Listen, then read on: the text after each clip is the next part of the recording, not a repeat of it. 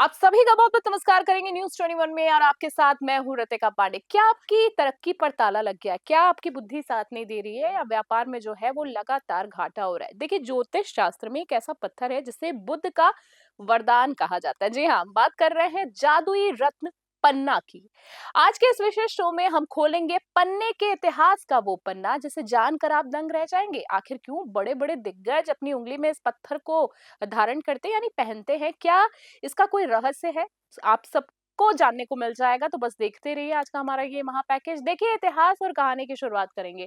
पन्ना सिर्फ एक पत्थर नहीं है, इतिहास गवाह है कि प्राचीन मिस्र की रानी जो थी कलप्रियोटा पन्ने की दीवानी थी। उनके पास अपने पन्ने की खुद की खदानें थी। मुगल काल में इसे शक्ति और बुद्धि का प्रतीक माना जाता था। वेदों में इसे मरकत मणि कहा जाता है जो बुध ग्रह की ऊर्जा को सोख कर पहनने वाले की एकाग्रता और वाणी में जादू भर देता है। इसलिए आपने देखा होगा बड़े-बड़े नेता, राजनेता हमेशा पहने हुए आपको दिखते हैं।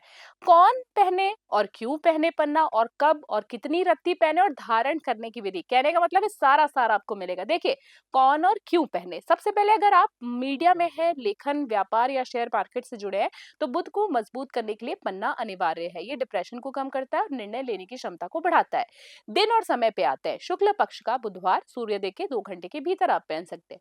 अब मन में सवाल आएगा धातु कौन सी हो, कौन सी उंगली में पहने। सोना या चांदी में जड़वा सकते हैं। कनिष्ठा यानी लिटिल फिंगर में आप पहन सकते हैं। कितनी रत्ती पहने, देखिए सामान्यतः अगर हम बात करें वजन का 1/10वां हिस्सा, जैसे कि 60 किलो वजन पर 6 रत्ती का आप पन्ना जो है वो धारण कर सकते हैं। लेकिन सटीक जानकारी के लिए कुंडली दिखवाइए, विशेषज्ञ से सलाह जरूर लीजिए।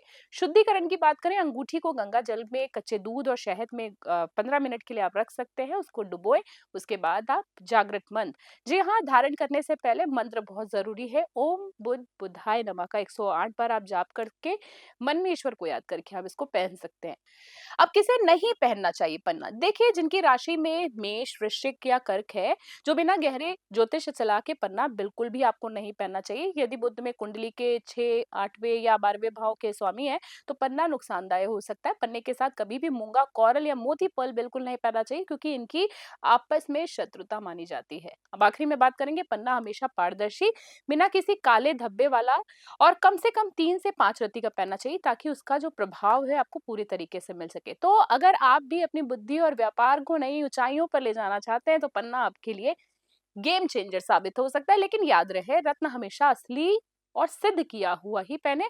तो कैसी लगी आपको ये आज की जानकारी, कमेंट्स में जरूर बताइए। तो देखते रहिए न्यूज़ 21 नेशनल, जहां खबरें नहीं समाधान मिलते हैं।